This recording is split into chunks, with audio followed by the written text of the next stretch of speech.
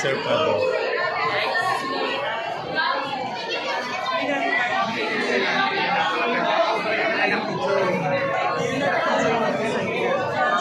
Sir, wala mo na mag-post ha. Cut mo na lang pala yung sinabi.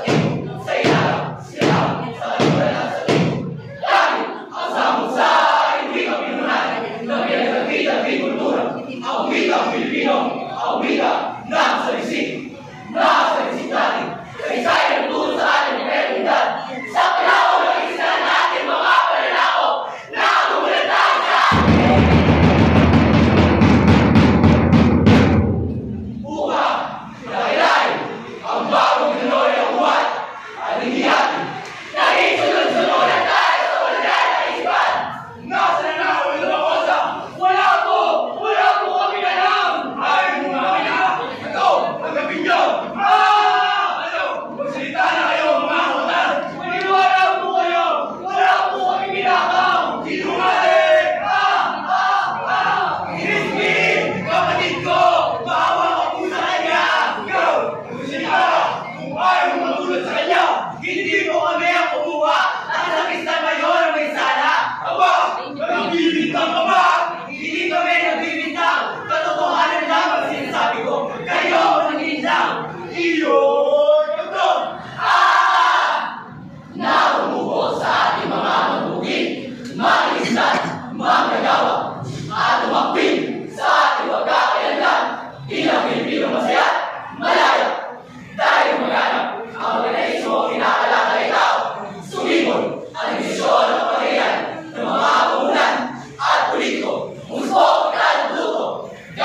wika ng palawalan, ang wikang Pilipino, ang wika na saliksik.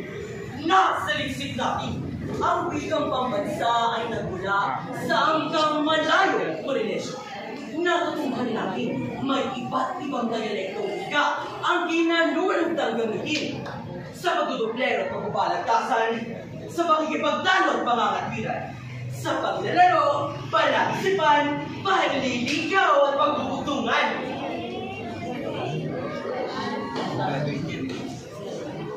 Tagalog sa Cebuano! Cebuano Pangasinan! Dito ay Ligaynon! Walay Kapampangan!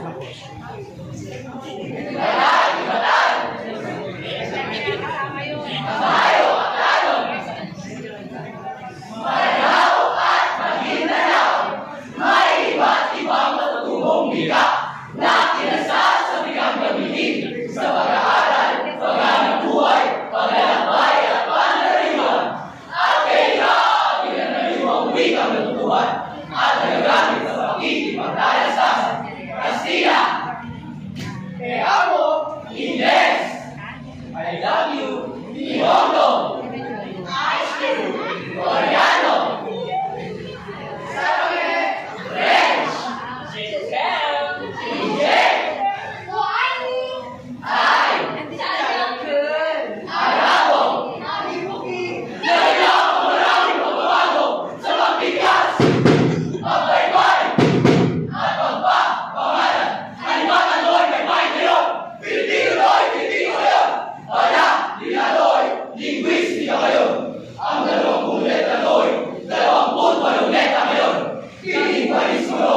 multilingualismo ngayon. Gamit ang wika ng edukasyon, ang wikang Pilipino, ang wika na salisik. Nakasalisik natin, lumantad ang maraming Pilipino stasyon ng tunggayan, galit at buwan! Upang mayroon ang transformasyong pang-individual laban sa mga lumalabag sa batas ng tao at batas ng Diyos. Umiran maraming hinahangal ng pagbabago sa ika-21 siglo.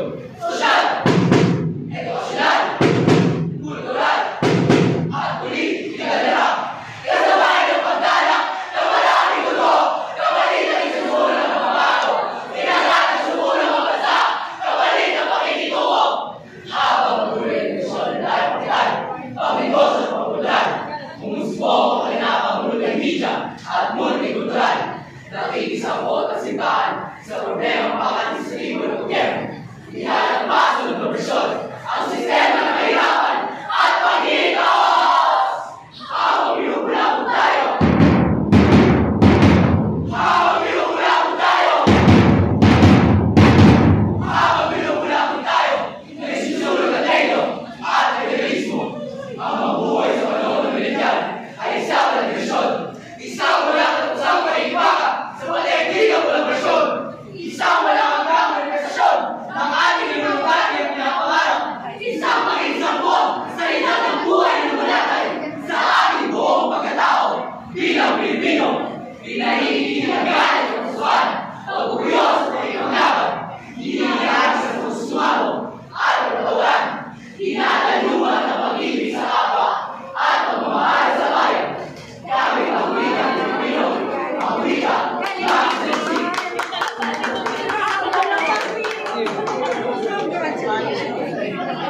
At bago po namin tuloy ang mensahe ng kabanata dito, nais po namin mag-iwan ng isang matala. Ang hindi magmahal sa sariling wika ay hindi makakasayo at malansa